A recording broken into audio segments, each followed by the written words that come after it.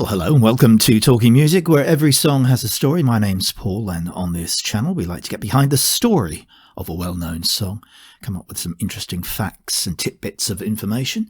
And today's featured song is Jennifer Rush, The Power of Love. Now, this was a major hit across Europe and in the United Kingdom.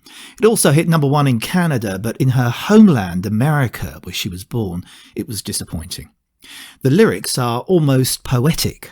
I say almost because they don't need the interpretation that is demanded of poetry, but the words do meld together in a mellifluous way. They really sort of flow together. The whispers of the morning and all that sort of thing. In fact, the lyrics written by Jennifer Rush, from a woman's romantic point of view, are the principal reason, I'd say, why this song was so successful. The song is a real power ballad, comparable to Whitney Houston at her best. In fact, David Foster, who was to go on to produce Whitney Houston's I Will Always Love You, was influenced by Jennifer Rush and the notes that she sung on The Power of Love.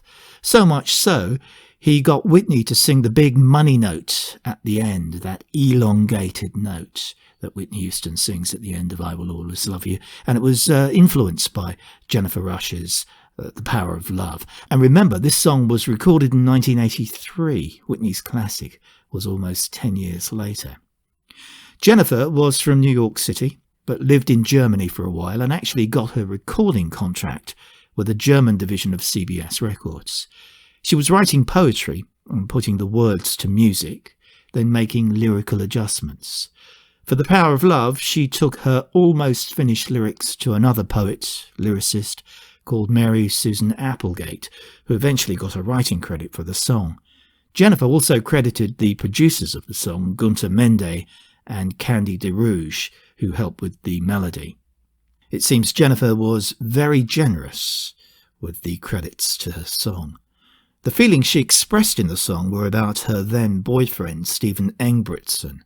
Their relationship survived for a long while after the song's success.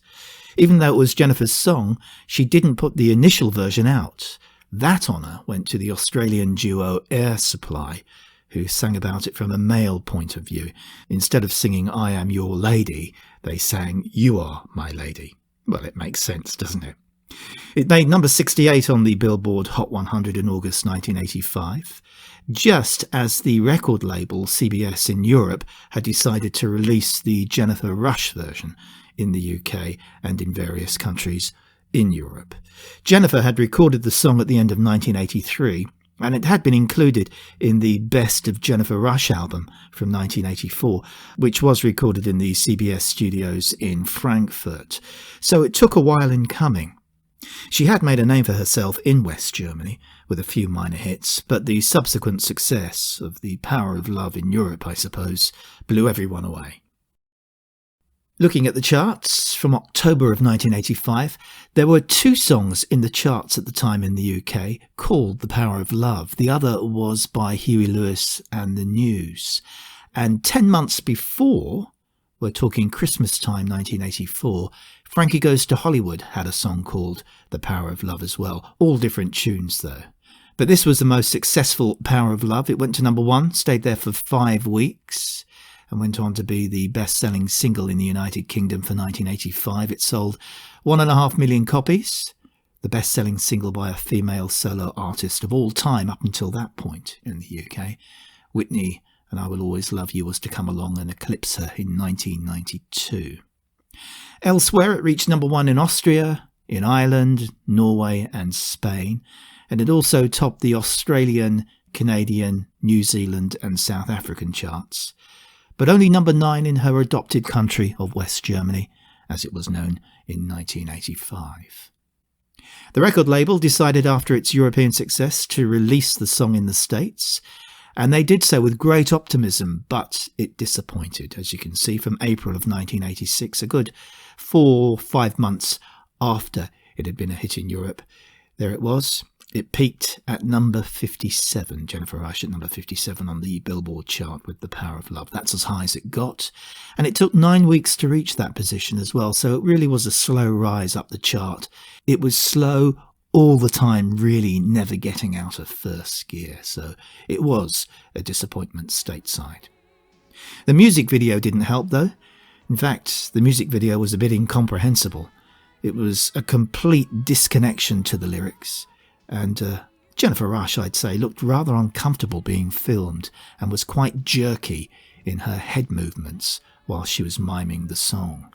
It was filmed in New York City under German direction and didn't really have any impact at a time when videos were selling songs.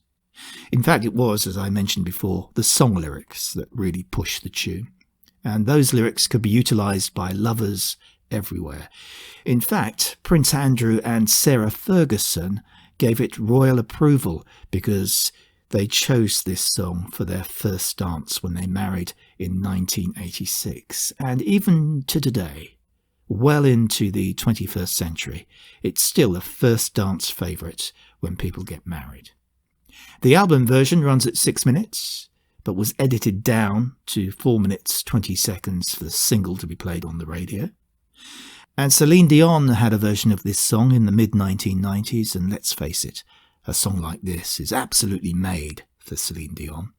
And it reached number 1 for her in America, so The Power of Love did top the Billboard chart, and Jennifer Rush got her royalties.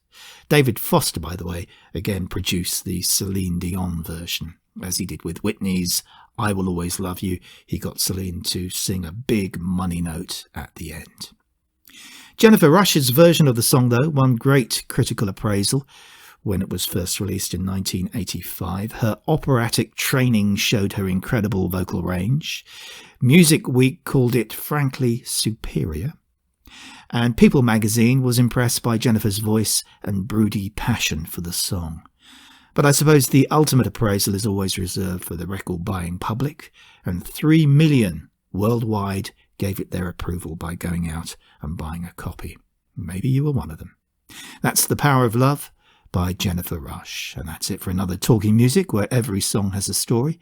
Please subscribe to the channel because we have many more videos on well-known songs featured on Talking Music. All you need to do is click the subscribe button, and hopefully then I'll catch you in another video. So till then, I wish you well. Bye-bye.